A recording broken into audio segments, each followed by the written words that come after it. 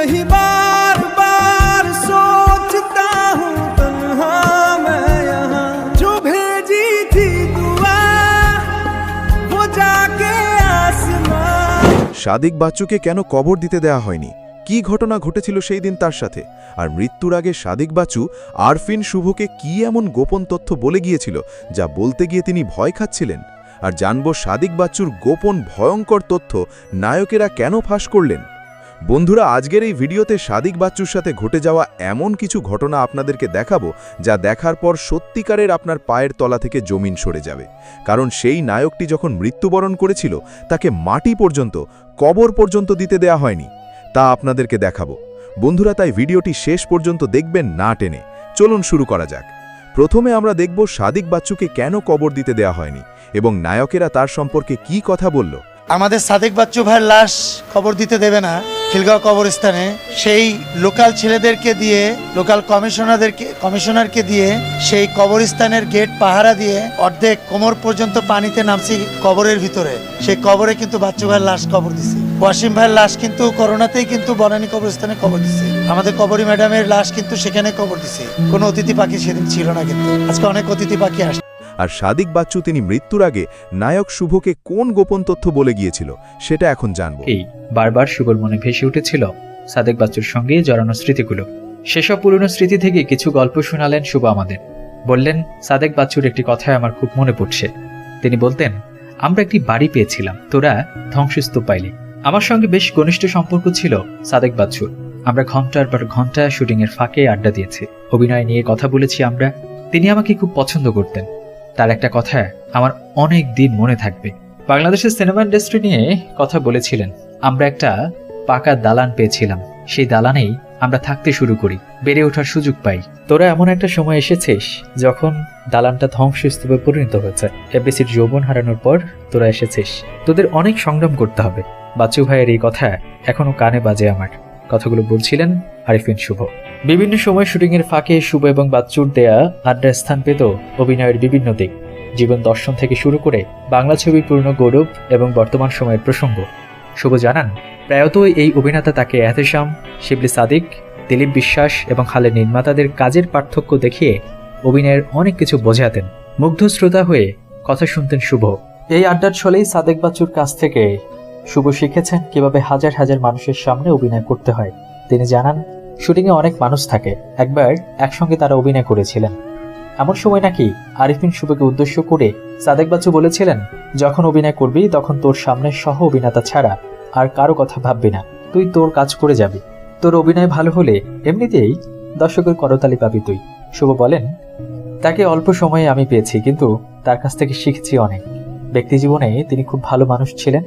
তার নামে কেউ কখনো একটি খারাপ কথা বলতে পারবে না। তাকে সৎ এবং স্বাভাবিক জীবনযাপন করতে দেখেছি। তিনি শুটিং ইউনিটে সবার সাথে মিশতেন। তার চলে যাওয়া চলচ্চিত্রের অপূরণীয় ক্ষতি হয়ে গেল। সাদিক বাচ্চুর সঙ্গে শুভ অভিনয় করেছেন ভালো থেকো, একটি সিনেমা সহ আরও বেশ কিছু ছবিতে।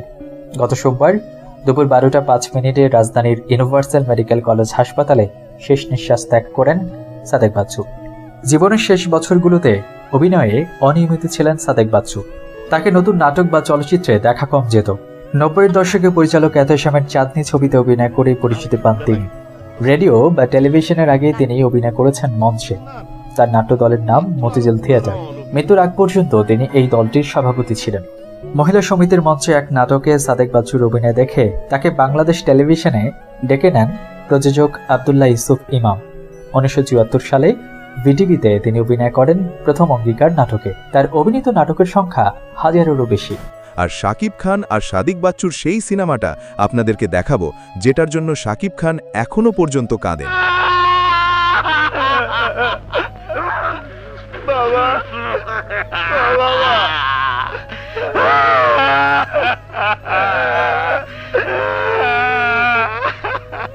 বাবা ও বাবা, তুমি কাঁদছো কেন বাবা? আমি তো ফেল করিনি, পাস করেছি। আরে ওইটাই তো আমার কান্নার আইটেম রে, হারামির বাচ্চা। বাবা তুমি হারামি? হারামি তোর বাপে। রাইট, আমিও তাই বলতে চাচ্ছি। হ্যাঁ, কান্নার আইটেম না কি যেন বলছিলে? কচু বলছিলাম। পাশ কইরা রেওয়াজ ভাইঙ্গা তুই আমার বংশের অপমান করছস। অপমান করেছি? তাই কি? তাই কি? তোর দাদার দাদা জীবনে সেপারা চোখে দেখে নাই। আমার দাদা বকলম, তোর দাদা টিপসই। আরে তোর বাপে এসএসসি ফেল, অহন তুই পাশ করে ঘাস কাটবি। বাবা, বাবা তুমি শান্ত হও বাবা, চিন্তার কোনো কারণ নেই। পাশ করে আর যাই হোক, আমি ঘাস কাটতে যাব না। তাইলে কি করবি? না ছোট চাকরি করতে পারবি, না বড় চাকরি পাবি? একটা কিছু করবই বাবা। একটা কিছু করব মানে? আরে কোটিপতির পোলা তুই, কোটিপতি।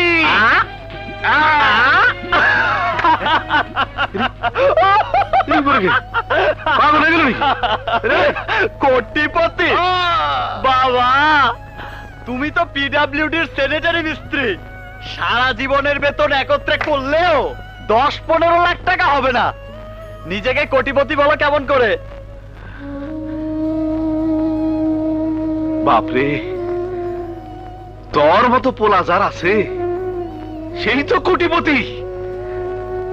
বাজান, আমি নিজে কোটিপতি হইতে চাই নাই, কিন্তু তরে কোটিপতি বানাইবার স্বপ্ন দেখছি। স্বপ্ন দেখা তো দোষের কিছু না রে বাজান। আমরা গরিব তো স্বপ্ন বুকে লইয়াই বাইসা থাকি।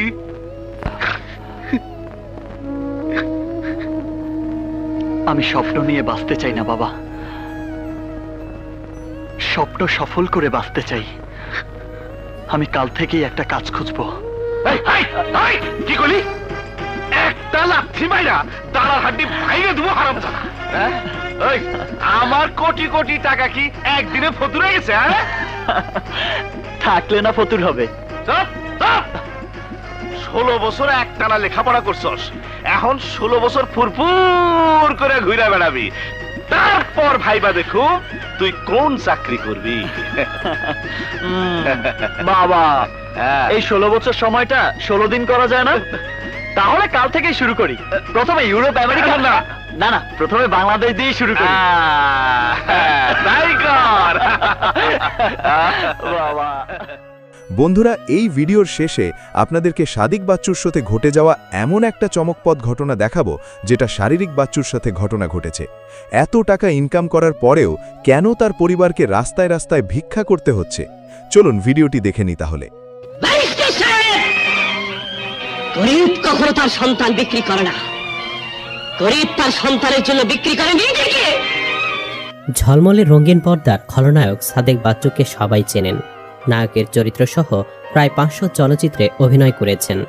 বছর 4 আগে দেশের অভিনয় জগতে নেমে এসেছিল শোকের ছায়া। করোনায় আক্রান্ত হয়ে না ফেরার দেশে চলে যান জনপ্রিয় এই অভিনেতা। সাদেক বাচ্চু ছিলেন তার পরিবারের একমাত্র উপার্জনক্ষম ব্যক্তি। সেই সাদেক বাচ্চু চলে যাওয়ার পর অভাব অনটনে শেষ নেই তার পরিবারে। সাংবাদিকদের দেখে কান্নায় ভেঙে পড়েন সাদেক বাচ্চুর স্ত্রী শাহনাজ। কাঁদতে কাঁদতে বলেন, আমরা একেবারে সর্বশান্ত হয়ে গেছি ভাই। আমার ছোট ছোট বাচ্চা সব উনি সামনে রেখেছিলেন। হুট করে এভাবে চলে যাবার পর আমরা ভাবতেও পারছি না কি করব না করব, কিছুই ভেবে পাচ্ছি না। আমাদের ভিডিওতে আলোচনা করব সাদেক বাচ্চুর পরিবারকে নিয়ে। একমাত্র উপার্জনক্ষম ব্যক্তিকে হারিয়ে কেমন আছেন সাদেক বাচ্চুর পরিবার? চলুন বিস্তারিত জেনে নেওয়া যাক। ঢাকায় চলচ্চিত্রের শক্তিমান অভিনেতা সাদেক বাচ্চু 2020 সালের 14 সেপ্টেম্বর বেলা 12টা 5 মিনিটে শেষ নিঃশ্বাস ত্যাগ করেন তিনি। করোনা সংক্রমণে তার মৃত্যু হয় বলে অনেকেই তাকে শেষবারের মতো দেখতে যাননি। সাদেক বাচ্চু নিজের ভাই বোনদের মানুষ করতে গিয়ে মাত্র 15 বছর 7 মাস বয়সে চাকরি নেন। বিয়ে করেন একেবারে 40 বছর পেরিয়ে গেলে। তাই তো স্বামীর মৃত্যুতে একেবারে ভেঙে পড়েন স্ত্রী শাহনাজ। 1955 সালের 1 জানুয়ারি ঢাকায় জন্মগ্রহণ করেন সাদেক বাচ্চু। তার পৈতৃক নিবাস চাঁদপুর জেলার হাজীগঞ্জে। তার আসল নাম মাহবুব আহমেদ সাদেক। হাজীগঞ্জ উপজেলার 10 নম্বর গন্ধব্যপুর দক্ষিণ ইউনিয়নের পশ্চিম দেশগাঁও আতাউদ্দিন সর্দার বাড়ির মৃত নূর মোহাম্মদের ছেলে। গ্রাম থেকে স্বাধীনের পরপরই ঢাকায় ওঠেন। 6 বোনের 1 ভাই ছিলেন সাদেক বাচ্চু। 2013 সালে সাদেক বাচ্চুকে লাইফ সাপোর্টে নেওয়া হয়েছিল। সে সময় ইউনাইটেড হাসপাতালে খরচ হয়েছিল 30 লাখ টাকা। যা সাদেক বাচ্চুর অবসরের প্রাপ্ত অর্থ দিয়ে পরিশোধ করা হয়। এটাই ছিল তার সম্বল। এরপর ঢাকা মেডিকেল কলেজ হাসপাতালে চিকিৎসা দেওয়া হয়। তারপরেও ফেরানো যায়নি সাদেক বাচ্চুকে। 3 অপ্রাপ্ত বয়সের ছেলে মেয়েকে রেখে না ফেরা দেশে চলে যান। দীর্ঘ সময় আলাপকালে স্ত্রী শাহনাজ কান্নার কারণে কথা বলতে পারছিলেন না। ধাতস্থ হয়ে শাহনাজ বলেন, আমি কখনোই ভাবিনি উনি এভাবে চলে যাবেন। পরিবারের একমাত্র উপার্জনক্ষম ব্যক্তি ছিলেন তিনি। এই অসময়ে চলে গেলেন। এখন আমরা জানি না আমাদের কি হবে। আমার বড় মেয়েটা অনার্সে পড়ছে, ছোট মেয়েটা ইন্টার। একমাত্র ছোট ছেলে, সে তো অনেক ছোট, মাত্র 10-এ পড়ে। আমরা এখন কিভাবে চলবো আমি কিছুই ভেবে পাচ্ছি না। গুণী প্রয়াত অভিনেতার স্ত্রী বলেন, ডাক বিভাগের চাকরি থেকে অবসর নেওয়ার পর কিছুটা টাকা সঞ্চিত হয়েছিল, কিন্তু মাত্র 7 বছর আগে 2013 সালে ব্রেন স্ট্রোক করে লাইফ সাপোর্টে চলে গিয়েছিলেন 9 দিন। সে সময় 30 লাখ টাকা বিল দিয়ে আমার স্বামীকে সুস্থ করে নিয়ে এসেছিলাম। রিটায়ার্ড করার পর পাওনা পেনশনের সব টাকাই শেষ হয়ে যায়। আমাদের সংসার চলছিল ওনার পেনশনের টাকায়। অভিনয়ের পারিশ্রমিক কিছুটা সহায়তা করেছে। এখন আমি বাচ্চাদের নিয়ে কোথায় যাব? সাদিক বাচ্চু 2 মেয়ে, মেহেজাবিন অনার্সে এবং নওশিন ইন্টারে পড়ে। একমাত্র ছেলে সোয়া লেহিন পড়ছে 10ম শ্রেণীতে। শাহনাজ বলেন, এদেরকে মানুষ করতে হবে, সংসার চালাতে হবে। যেখানে ওনার চিকিৎসা করাতে হিমশিম খেতে হচ্ছিল, সেখানে সামনের অনিশ্চিত ভবিষ্যৎ ভেবে ভয় পাচ্ছি। ভিন্ন কোনো আয়ের উপায় নেই। উনি খুবই আত্মসম্মান নিয়ে চলতেন। পারলে আমাদের সহযোগিতা করতেন। কখনো অর্থনৈতিক সহায়তা আমাদের প্রয়োজন হয়নি। সর্বশেষ ওনার চিকিৎসা করাতে গিয়ে ধার দেনা হয়েছে। আমার ভাই পাশে দাঁড়িয়েছে, সহযোগিতা করেছে, কিন্তু সে একা পারছে না।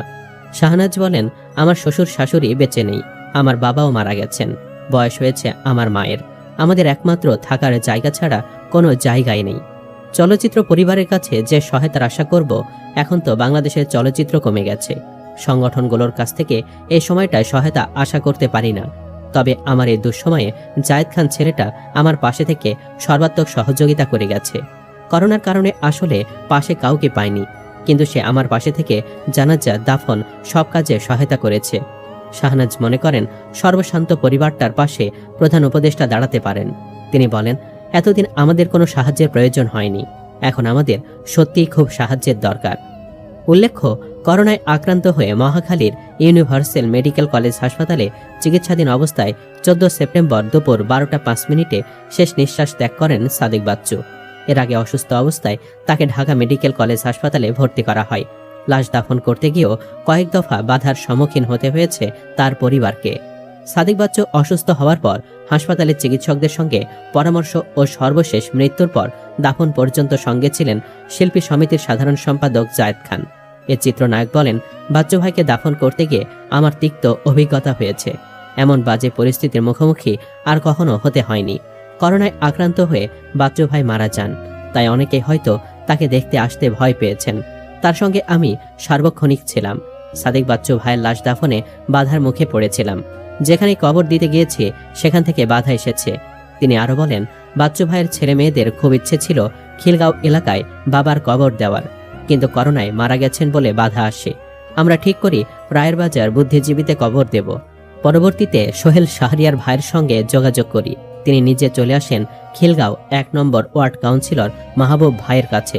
ওনাদের ঐকান্তিক চেষ্টায় শেষ পর্যন্ত বাচ্চু ভাইয়ের কবর খিলগাঁও ঝিলপাড় পারিবারিক কবরস্থানে হয়েছে। জানাজা থেকে কবর পর্যন্ত তারা 2 জন সার্বক্ষণিক সহযোগিতা করেছেন। উল্লেখ্য, 1963 সালে খেলাঘরের মাধ্যমে রেডিওতে অভিনয় শুরু সাদেক বাচ্চুর। একই সাথে মঞ্চেও বিচরণ করেন। প্রথম থিয়েটার গণনাট্য পরিষদ। 1972-73 সালে মুক্তিযুদ্ধের পরবর্তী সময়ে যখন এদেশের সাংস্কৃতিক বলয় নতুনভাবে তৈরি হচ্ছিল, তখন যোগ দেন গ্রুপ থিয়েটারের সাথে। সে সময় উন্মোচন নামের একটি গ্রুপের সাথে পথ চলা। উন্মোচন ভেঙে যাওয়ার পর সম্মিলিতভাবে তৈরি করলেন প্রথম পদক্ষেপ। এই গ্রুপটাও একসময় ভেঙে যায়, কিন্তু উদ্যমী সাদেক বাচ্চু হতাশ হন না। বলেন, আমরা যারা থিয়েটারের সাথে লেগে থাকতাম তারা হতাশ হই না। 84 সালে প্রতিষ্ঠা করেন মতিঝিল থিয়েটার। 38 বছর আগে প্রতিষ্ঠিত এই থিয়েটারের সাথে মৃত্যুর আগ পর্যন্ত যুক্ত ছিলেন। এরই মাঝে সাদেক বাচ্চু নিজেকে নিয়ে যান অনন্য উচ্চতায়। চাঁদনী চলচ্চিত্রের মাধ্যমে দেশব্যাপী পরিচিতি পেয়ে যান। যদিও ছোট পর্দার মাধ্যমে আগে জনপ্রিয় হয়ে গিয়েছিলেন তিনি। 74 সালে প্রথম টেলিভিশনে অভিষিক্ত হন। প্রথম নাটক ছিল প্রথম অঙ্গীকার। সুজন বাদিয়ার ঘাট, নকশি কাঁথার মাঠ সহ অসংখ্য নাটকে মূল চরিত্রে অভিনয় করেন সাদেক। ঝুলিতে যুক্ত হয় প্রচুর সুপারহিট নাটক। প্রথম চলচ্চিত্র শরৎচন্দ্র চট্টোপাধ্যায়ের রামের সুমতি অবলম্বনে রামের সুমতিতে নায়ক চরিত্রে অভিনয় করেন। শহীদুল আমিন ছিলেন পরিচালক। আরও একটি চলচ্চিত্রেও সুনেত্রার বিপরীতে নায়ক চরিত্রে ছিলেন, কিন্তু ছবিটি মুক্তি পায়নি। খল চরিত্রে প্রথম অভিনয় করেন সুখের সন্ধানে চলচ্চিত্রে। শহীদুল হক খানের এই ছবিতে ইলিয়াস কাঞ্চন নায়ক ছিলেন। চলচ্চিত্রে অভিষেকের পরেও টিভি নাটকে তিনি ছিলেন উজ্জ্বল। এই সময় তিনি জিয়া আনসারির প্রযোজনায় করেন জোনাকি জলে। সে সময় বিটিভির তুমুল হিট নাটক ছিল এটি। এই নাটকের মাধ্যমে সাদেক বাচ্চুর পরিচিতি গড়ে ওঠে। এখানে রাজাকার চরিত্রে অভিনয় করেন। এরপর সেলিম আল দিন সহ অসংখ্য জনপ্রিয় নাটকে অভিনয় করেন। এরপরই চাঁদনি, শাবনাজ নাইম এই জুটির ছবির কথাও কারো অজানা নয়। সাদেক বাচ্চুর আসল নাম মাহবুব আহমেদ সাদেক। চাঁদপুরে দেশের বাড়ি হলেও জন্ম ঢাকায়। এহতেশাম সাহেব চাঁদনি চলচ্চিত্রে নেমপ্লেট বসিয়ে দেন সাদেক বাচ্চু। সেই থেকে তিনি সাদেক বাচ্চু হয়ে যান। সাদেক বাচ্চু আজ আমাদের পাশে নেই, কিন্তু বেঁচে আছে তার স্মৃতি। সুপ্রিয় দর্শক, সাদেক বাচ্চুর অভিনয় কেমন লাগতো আপনার কাছে? কমেন্ট বক্সে জানিয়ে দিন আপনার মতামত। ভিডিও ভালো লাগলে লাইক দিন এবং শেয়ার করুন, আর অবশ্যই চ্যানেলটি সাবস্ক্রাইব করুন। ধন্যবাদ।